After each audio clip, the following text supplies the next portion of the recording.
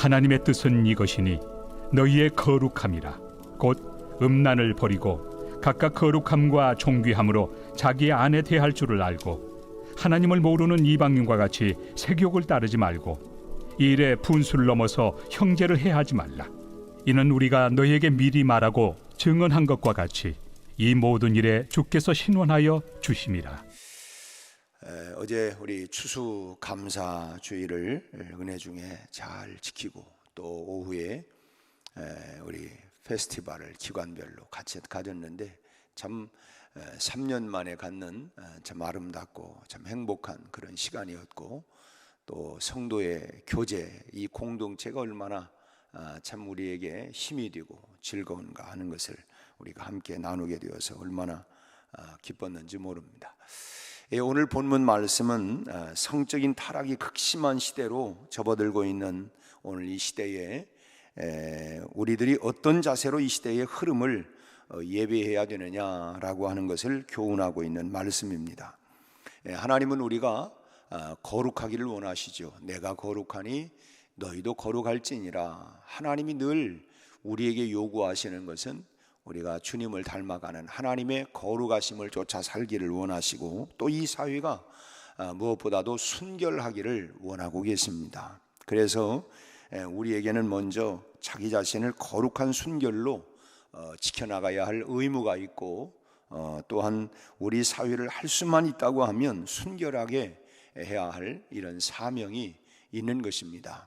그래서 교회가 동성애에 대해서 극도로 그렇게 반대하고 하는 이유 중에 하나도 이 사회를 순결하게 만들어 가야 할 이런 책임이 오늘 교회에 있기 때문에, 우리가 이런 면에서 그렇게 이 사회가 더 타락의 길로 나가지 않도록, 방종의 길로 나가지 않도록 그렇게 교회가 그런 일들에 파수꾼과 같이 깨어서, 그렇게 세상 사람들이 왜 그렇게 당신만 안 하면 되지 왜 그렇게 하느냐, 뭐 이렇게 손가락질을 하고 그렇게 말할지는 모르지만, 그러나 우리도 사회에 대한 책임이 있기 때문에 우리가 그런 부분들로 그렇게 나가고 있는 것입니다. 바울은 지금 성에 대한 의무와 사명에 대해서 교훈을 하고 있습니다. 가장 먼저는 공공연한 인정을 받고 있는 성전 매춘에 관한 음란을 향해서 말을 열었죠. 그래서 3절 말씀에서 하나님의 뜻은 이것이니 너희의 거룩함이라 음란을 버려야 된다. 당시에 이 그 성전에 매춘하는 이런 사람들이 많이 있었기 때문에 그런 음란에 대한 것을 포문을 열고, 그 다음에 아내에 관한 문제로 거룩한 순결이라고 하는 주제를 가지고 지금 말을 하고 있습니다. 4절을 다시 한번 읽겠습니다. 각각 거룩함과 존귀함으로 자기의 아내 대할 줄을 알고, 아내를 거룩함과 존귀한 대상으로 그렇게 봐야 된다라고 하는 것입니다. 영국의 수상을 3번이나 지냈던 맥도날드, 맥도날드는 자기 아내에 대해서 참 찬사의 글을 썼는데, 그의 글에 이런 글입니다. 신경 쓰는 일로 몹시 피곤하고 골치가 아파서 아내에게로 돌아가면 마치 물결이 잔잔하고 안전한 항구를 찾아든 느낌을 받는다.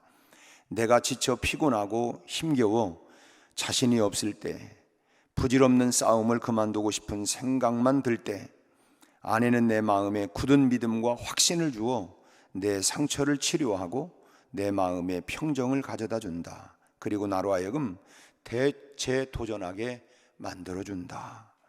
참 이 맥도날드, 그는 3번이나 영국 수상의 자리를 역임할 수 있었던 원동력이 어디 있느냐? 그것은 자기 아내에게 있었다. 결국은 아내의 그런 힘이었다라고 이렇게 고백을 하고 있습니다. 하나님께서는 남자가 독처하는 것이 좋지 않다고 생각을 하시고, 그래서 돕는 배필로 이제 여자를 짝지어 주셨습니다. 그 이후로 남자에게 있어서 여자는 없어서는 안 될 아주 소중한 존재가 된 것이죠. 인류 사회가 이제 진행되어 오는 동안 거의 대부분 선택은 목의 사회가 아니라 북의 사회이지만, 그럼에도 불구하고 이 세상의 중심에는 언제나 여성이 있습니다. 항상 그 안에는 여성이 언제나 끼어 있는 것이죠. 한 가정의 가장은 아버지이지만 그러나 또 가정의 중심에는 또 언제나 역시 그 어머니가 있는 것입니다. 그래서 참 문란해질 대로 문란해진 이 성적인 방종을 바로잡기 위해서 지금 사도 바울은 먼저 아내에 관한 문제를 다루기 시작을 한 것입니다. 아내가 이 문제의 해결점이기 때문이라는 것이죠.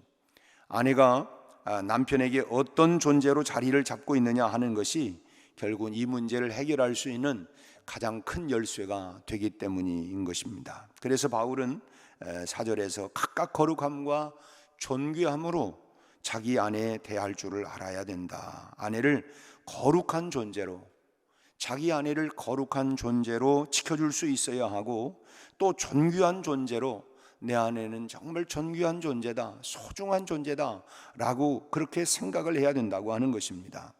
그렇지만 당시 사회는 여자는 아주 하찮은 존재였습니다. 유대인들은 결혼을 그 어떤 민족보다도 최고의 표준으로 생각을 하고 존중을 했습니다. 그렇지만 그것은 이론뿐이고 소위 말하면 말뿐이고 모양내기에 불과했습니다. 유대인들은 살인과 우상숭배와 간음을 범하느니 차라리 죽음을 선택하는 게 낫다.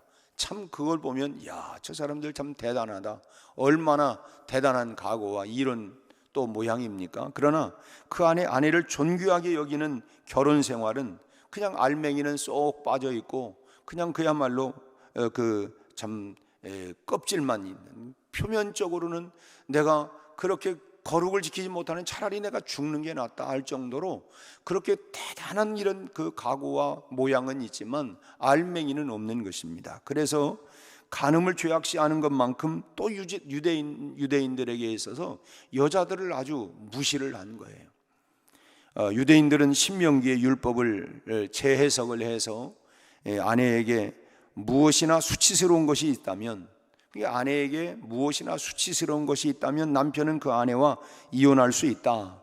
그러니까 이혼의 범위를 그렇게 정하는 것입니다. 이게 신명기의 그 말씀을 해석을 자기 나름대로 소위 말하면 내가복음식으로 해석을 한 내용이 뭐냐면, 무엇이나 아내가 수치스러운 일이 있다고 하면 그 아내와 이혼해도 괜찮다, 이렇게까지 해석을 한 거예요.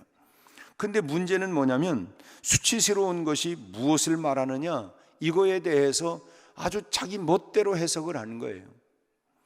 예를 들면 아내가 남편의 음식에 소금을 너무 많이 넣어가지고 식사를 망쳐놓았을 경우 이게 이혼 사유가 된다는 거예요. 참 웃기지도 않습니까? 이게 자기 멋대로 이게 참 수치스러운 거다, 뭐 이런 내용이고, 또 길에서 남자와 말을 했을 경우, 아니 가다가 아는 사람이 있으면 말할 수도 있지, 하여튼 그것도 수치스러운 것이고, 남편 앞에서 남편 부모의 마음에 상처가 되는 말을 했을 경우, 그러니까 시부모에 대해서 뭐 상처가 되는 그런 말을 했을 경우, 또 부인이 수다스러운 목소리가 그 옆집까지 들릴 경우, 뭐 이런 것들이 소위 말하면 수치스러운 그런 항목에 해당하는 것이어서 이게 결국은 다 이혼 사유가 된다고 하는 거예요. 참 그러니까 남편이 이혼을 하자고 한다면 뭐 꼼짝없이 이혼 당할 수밖에 없는 그런 사유들이, 뭐 지금 말씀을 드렸지만은 만약 이런 사유를 들어야 된다고 한다면 우리 가운데 이혼 당하지 않을 사람이 어디 있겠습니까? 참 이렇게 당치도 않은 애매한 조항들을 만들어 놓게 되어지면 결국은 남편이 마음만 먹는다고 하면 얼마든지 수치스러운 항목에 뭐 그야말로 이런 때문에 이런 수치스러운 것이다, 얼마든지 대할 일들이 많기 때문에 참 여기에 참 피할 수 있는, 피해갈 수 있는 그런 아내가 세상에 어디 있겠습니까? 말 그대로 뭐 코에 걸면 코고 귀에 걸면 귀걸이가 되는 것이죠. 마음대로 참 여자들을 쫓아내고 새장가를 들을 수 있는 그러니까 겉으로는 허울 좋은, 그냥 굉장히 멋진 그런 남자 같이 또 가정을 지켜가려고 하는 의지를 갖고 있는 것 같지만 실상 알맹이들은 전혀 없는 이런 모습이라고 하는 것입니다. 그래서 바울은 유대인들의 이런 그야말로 가식적인 이 성적인 방종을 그야말로 훤히 꿰뚫어 보고 있었던 것입니다. 내가 네 속마음을 다 안다, 다 알아. 너희들 머릿속에 있는 거 내가 다 아는데 하면서 어떻게 보면 다 꿰뚫어 보고 지금 거기에다 지금 말을 하고 있는 거예요. 우리도 그렇지 않습니까? 어떤 때 말씀을 우리가 듣다 보면 야, 어떻게 그냥 내 속을 그냥 다 들여다보냐 하는 것처럼 그냥 사도 바울이 그 사회에 그 사람들의 마음들을 다 뚫어보면서 지금 그렇게 얘기를 하고 있는 거예요. 그래서 아내를 존귀히 여겨라, 존귀히 여겨라. 그렇게 그냥 아무렇게나 그렇게 대하면 안 된다. 존귀히 여긴다. 그냥 사도 바울이 이 단어 하나하나 사용되었던 이유가, 원인이 그 사회와 그 시대를 다 지금 알고 지금 얘기를 하고 있는 것입니다. 여자가 남자에게 이 하찮은 존재가 아니라 소중한 존재가 될 때에 결국은 성적인 방종은 사라질 수가 있다고 하는 것입니다. 그리고 또 바울은 아내를 거룩한 존재로 지켜줘야 된다. 결국 남편이 아내를 거룩한 존재로 지켜줘야 된다라고 말하고 있습니다. 아내를 거룩한 존재로 지켜주는 것은 단순히 아내만 순결해서는 되지 않는다는 것입니다. 남편이 음행을 경험하고 와서 아내와 잠자리를 하게 된다고 하면 그건 또 아내를 거룩하게 지켜주는 것이 아니기 때문에, 그래서 아내를 거룩하게 지키기 위해서는 결국은 남편도 거룩함으로 이 순결을 지켜나가야 된다라고 하는 것입니다. 이 부부 관계에서 아내는 하나님께서 짝지어준 거룩한 존재입니다. 그렇기 때문에 남편 된 사람은 아내의 거룩함을 늘 지켜주어야 합니다. 아내가 아내로서 가정에서 자기 자리를 잡아가는 것이 결국은 성적인 방종을 바로잡는 기초가 되는 것이죠. 우리는 지금 우리를 둘러싸고 있는 오늘날의 현실을 우리가 바라보면 참 바울을 통해서 주신 정말 이 말씀을 마음에 늘 우리가 잘 새기고 살아가야 합니다. 남편은 아내를 존귀하고 거룩한 존재로 지켜줘야 하고, 또 아내는 남편에게 그만한 사랑을 받을 수 있는 여자가 되도록 또 노력을 해야 합니다. 그럴 때 밖으로 눈을 돌리지 않아도 행복할 수 있는 그런 부부와 가정이 되게 될 줄로 믿습니다. 이런 참 거룩하고 또 평화스럽고 사랑스러운 이런 가정이 다 될 수 있기를 바랍니다. 그리고 5절 말씀 보면 하나님을 모르는 이방인과 같이 세욕을 따르지 말아라, 그렇게 또 말하고 있습니다. 물론 여기 세욕이라고 하는 단어가 이제 파토스라고 하는 단어인데, 이 단어의 본래 의미는 뭐냐면 격렬한 감정이나 억제할 수 없는 욕구를 말하고 있는 것입니다. 그러니까 참 그런 불 앞에 기름과 같이 우리 안에는 늘 성적인 성에 관한 본능이 있습니다. 그 본능을 쫓아가기 시작하게 되면 무엇 같으냐면 이 불에 기름을 붓는 것과 같아서 결국은 스스로가 절제할 수 없는 것까지 나가게 된다고 하는 거예요. 그렇기 때문에 우리 마음으로, 내 마음으로 색욕을 쫓지 않게 하는 것이 중요하다는 것입니다. 색욕을 경계하는 마음을 우리가 놓는 순간, 느슨해지는 순간 이미 우리는 범죄 안에 들어와 있다고 하는 거예요. 욥기서 31장 1절을 보면 이런 말을 하고 있습니다. 욥은 내가 내 눈과 약속하였나니 어찌 처녀에게 주목하랴. 참 그렇죠. 결혼한 사람이 어여쁜 처녀에 대해서 주목하게 되어지고, 근데 내 눈이 어떻게 그런 걸 주목하겠느냐, 그런 것을 통해서 내가 실족하지 않겠다, 뭐 이런 말이죠. 욥의 이 말은 참 하나님께서 자신에게 주신 아내 외에 다른 여자들을 다른 마음을 품고 보지 않았다고 하는 것입니다. 참 하나님의 자녀인 우리에게도 참 이와 같은 색욕을 쫓지 않으려고 하는 거룩한 결단과 노력이 우리에게 있어야 하고, 또 날마다 정말 하나님의 은혜 안에 거룩함으로 우리가 지켜가야 할 줄로 믿습니다. 끝으로 여기 6절 말씀을 보면 6절 말씀을 같이 한번 읽겠습니다. 이 일에 분수를 넘어서 형제를 해하지 말아라. 이는 우리가 너희에게 미리 말하고 증언한 것과 같이 이 모든 일에 주께서 신원하여 주심이라. 분수를 넘는 것은 결국은 형제를 해하는 것이고, 거기에는 하나님의 갚으심이 있다라고 하는 것을 우리가 명심을 해야 합니다. 하나님의 갚으심이 있다. 내가 남의 아내를 마음에 둔다고 하는 것은 그 여인의 남편의 마음에 심각한 상처를 입히는 것이 되는 것이죠. 이 몸의 상처보다도 훨씬 더 참 깊고 괴롭고 아픈 것이 마음의 상처 아닙니까? 몸의 상처는 시간이 지나가면 그래도 아물고 합니다. 마음의 상처는 아주 깊어져요. 오래 갑니다. 어쩌면 평생 갈 수도 있어요.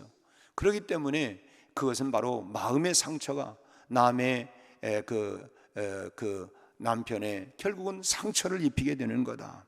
설령 두 사람이 합의하에 아무도 모르게 참 분수의 선을 넘었다 할지라도 하나님께서는 그 모습을 보시고 갚으시겠다는 것입니다. 다윗이 잘 아는 바대로 밧세바를 취하고 그야말로 깜쪽같이 그 남편 우리아까지 죽였지만 이것을 하나님께서 분명하게 보고 계셨죠. 그리고 그 대가를 철저하게 치르게 했습니다. 우리가 시편 51편 보면 그 대가를 치른 다윗이 얼마나 처절하게 하나님 앞에 회개하고 있는 그런 내용들이 시편 51편이죠. 사람이 두려워서가 아니고 하나님께서 우리에게 거룩하기를 요구하시고 또 밝히 보고 계신다고 하는 것입니다. 그러기에 우리가 내가 거룩하니 너희도 거룩하라. 거룩함으로 거룩한 순결을 위해서 우리가 분수를 언제나 성적인 분수를 잘 지켜나가고 그것이 가정을 지키고 하나님께서 짝지어준 그 가정의 거룩함 순결을 지켜나가는 것이 우리 가정의 행복을 유지해 나가는 것이기 때문에 그 당시 사회적으로 볼 때에 얼마나 타락하고 있었는지 오늘 우리도 우리 사회가 얼마나 타락하고 참 그것이 보편화되어 가고 있는지 오늘 다시 우리는 사도 바울을 통해 주시는 이 거룩함과 순결을 지켜나가는 우리 가정이 다 되어야 할 줄로 믿습니다.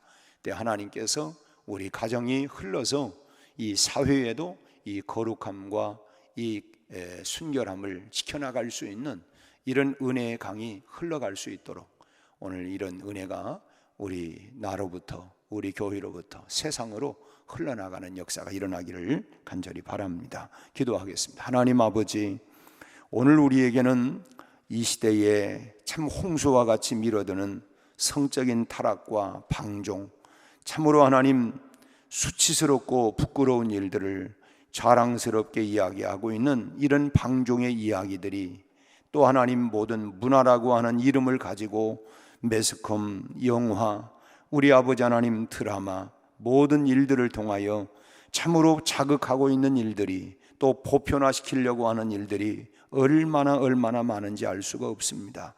오늘 하나님 우리에게 거룩과 순결을 요구하시는 하나님의 말씀을 마음에 잘 되새기고 우리 가정을 거룩과 순결로 지켜갈 뿐만 아니라 이 사회를 지켜나갈 수 있도록 주여 우리에게 참 사회적 책임도 감당해 나갈 수 있도록 역사하여 주시옵시고 우리 하나님이여 이 땅을 이 사회를 하나님 회복시켜 주시옵시고 하나님의 거룩과 순결의 물이 흘러갈 수 있도록 역사하여 주시옵소서. 우리 아버지 하나님 우리 가정들을 지켜 보호하여 주옵소서. 아버지 하나님 새로운 한 주간이 시작됩니다. 아버지 하나님 가정들을 지켜주시고 우리의 직장과 사업장 일터를 주님 지켜주시고 축복해 주옵소서. 아버지 하나님 특별히 우리 수험생들 앞 진로를 선하게 인도하여 주시기를 바라고 원합니다. 아버지 하나님 오는 주일은 우리 각 기관 정기 총회가 있습니다. 우리 하나님 한 해 동안 수고하고 애쓴 우리 하나님 모든 하나님 일꾼들을 주님 축복하시고 위로하시고 또 아버지 하나님 새로운 일꾼들이 또 세워지게 될 터인데 하나님 참으로 자원하는 일꾼들, 충성된 일꾼들, 신실한 일꾼들, 우리 하나님이여 참으로 책임감 있는 일꾼들이 일어날 수 있게 하여 주옵시고 우리 하나님 참으로 주님의 하나님이여 이를 기쁜 마음으로 잘 섬겨갈 수 있도록 주여 은혜를 베풀어 주시고 세상에는 하나님이여 서로 일꾼들이 많이 일어나고 있지만 교회 안에는 아버지 하나님이여 섬기고 우리 하나님이여 나누고 베풀려고 하는 마음들이 우리 하나님이여 참으로 적어지는 우리의 하나님 모습들이 안타깝습니다. 주여 우리에게 은혜를 베풀어 주시고 아버지 하나님 참으로 거룩한 일꾼들이 계속 일어날 수 있게 하여 주옵소서. 오늘 하루 이번 한 주간 동안도 주님 안에 거하게 하시고 주님과 동행하는 우리의 모든 삶이 날마다 행복하고 복된 그런 한 주간 되도록 역사해 주옵소서. 예수님 이름으로 기도하옵나이다. 아멘.